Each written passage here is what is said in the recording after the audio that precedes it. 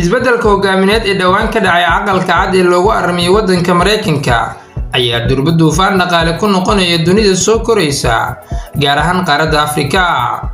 Soomaaliya waa mid ka mid ah dalalka sida weyn ugu tiirsan kaalmada dibadeed tan iyo dib u yeeleeridii Jamhuuriyadda Saddexaad ee Soomaaliya oo ka soo bilaabanaysa sanadkii 2000 iyo shirkii Carte.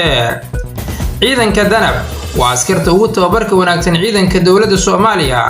waa guuto ka tirsan xoogga dalka raashinkooda iyo mushaarkooda waxaa bixin jiray dowladda Mareykanka laakiin xatooyinta ay dowladda Xasan Sheekh dirtay lagu sameeyay raashinkoodii oo ay dowladuna qiratay ayaa keentay in laga jaro dhammaan kaalmada ay ka heli jireen waddanka Mareykanka.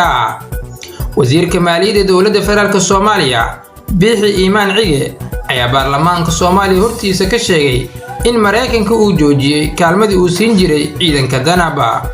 joojinta dhaqaalahan waa cinqaab ka dhalatay xatooyin lagu sameeyay raashinka ciidanka.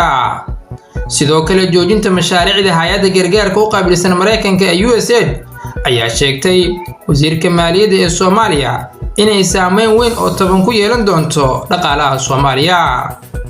shaqo joojinta USAID ayaa Soomaaliya ka luminaysa lacag dhan 1 milyan iyo bar sida uu sheegay wasiirka maaliyadda Soomaaliya.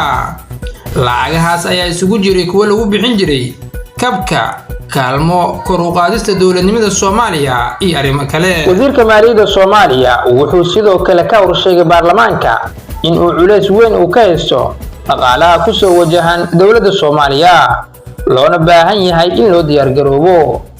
inkastoo fariimaha wasiirka qaarkood lagu fasiri karo kuwa lagu banaysanaya canshuur cusub xilli aanan jirin wax muuqdo canshuurtii hore lagu qabtay, haddana waxaa la inkari karin sida dowladaha waaweyn ee deeqaha bixiya ay u bilaabeen dhaqaalaha uga baxa kaalmada iyo dabagal lagu bilaabay sida lacagahaasi loo adeegsado.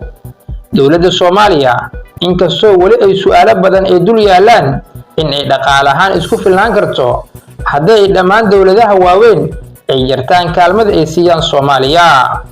haddana dhinaca kale masuq xad ka dhaafay ee nidaamka madaxweyne Xasan Sheekh ayaa la rumaysan yahay in uu soo dadajin karo in ay dowladaha kale iyagana ay joojiyaan kaalmada ay siin jireen dowladda federaalka Soomaaliya. haddaba sidee u aragtaa adiga?